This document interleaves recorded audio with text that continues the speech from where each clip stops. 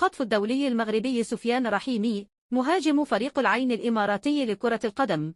الأنظار بعد تألقه خلال الموسم الكروي الحالي بشكل لافت في مسابقة دوري أبطال آسيا، خاصة في مواجهة النصر والهلال السعوديين، ما دفع بعض الأندية للتحرك من أجل التعاقد معه. لفريق العين الإماراتي أن الأخير لا يفكر في بيع ما تبقى من عقد رحيمي، رغم قيمة العروض المالية التي يمكن أن يتوصل بها اللاعب، خاصة من الدوري السعودي. وأوضح المصدر نفسه أن الفريق الإماراتي يسعى للاحتفاظ باللاعب وتمديد مقامه لمواسم كروية أخرى، باعتباره من الأسماء التي تحظى بمكانة خاصة لدى مسؤولي الفريق كرويا، وعلى مستوى أخلاق اللاعب أيضا وانضباطه.